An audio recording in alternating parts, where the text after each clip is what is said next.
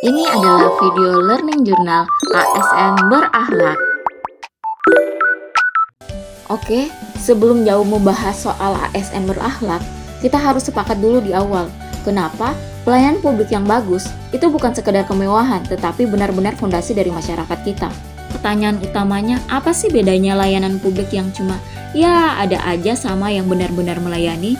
Ini bukan cuma soal isi formulir atau panjangnya antrian, tetapi tentang hasil akhir, tentang kepercayaan yang dirasakan oleh masyarakat. Jawabannya ternyata jauh lebih dalam dari yang kita kira. Coba deh kita pikirin sejenak, jalan mulus yang kita lewati setiap hari, sekolah tempat anak-anak belajar, rasa aman di lingkungan kita, itu semua kan sebenarnya hasil dari sebuah mesin besar yang namanya pelayanan sipil. Kalau mesin ini serat atau macet, ya kehidupan kita pasti terganggu. Penting banget kan? Nah, sadar kalau mesin pelayanan publik ini perlu di-tune up, pemerintah pun meluncurkan sebuah inisiatif besar, yaitu sebuah kode baru yang dirancang untuk menyatukan misi jutaan aparatur negara di seluruh Indonesia. Inilah dia, berakhlak. Ini bukan sekedar singkatan keren atau slogan baru ya, anggap aja ini kayak update sistem operasi untuk seluruh birokrasi di Indonesia. Tujuannya, biar setiap aparatur sipil negara atau ASN bekerja di bawah satu misi, satu bahasa, dan satu set nilai.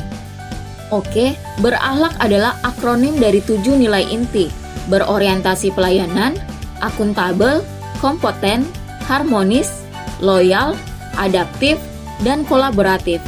Anggap aja ini semacam DNA baru yang akan ditanamkan ke setiap ASN. Yuk kita bedah satu-satu. Nilai pertama, berorientasi pelayanan. Ini tuh benar-benar membalikkan cara berpikir lama.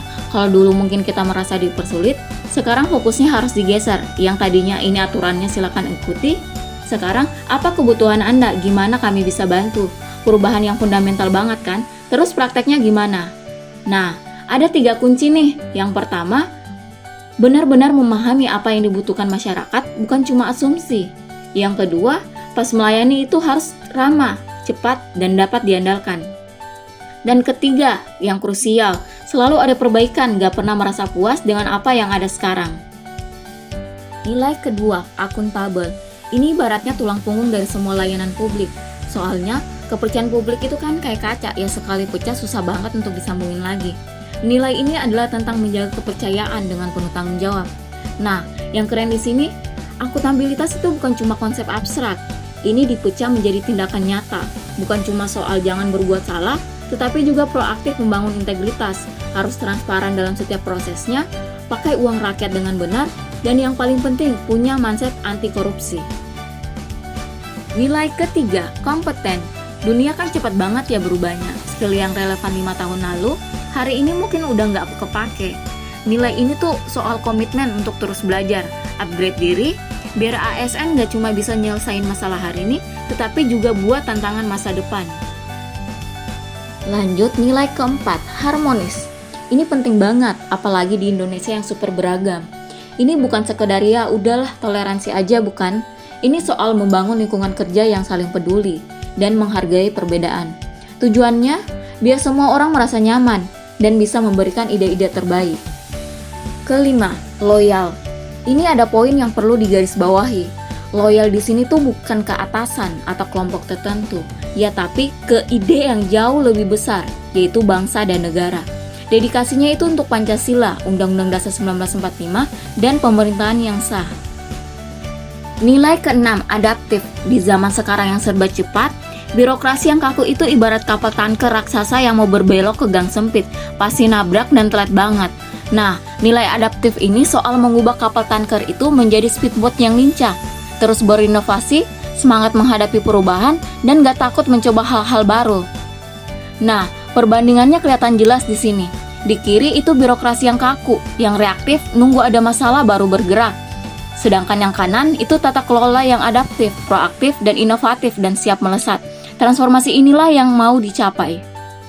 Terakhir, kolaboratif. Coba pikirin masalah-masalah besar kayak kemiskinan atau perubahan iklim. Itu kan nggak sama satu dinas doang.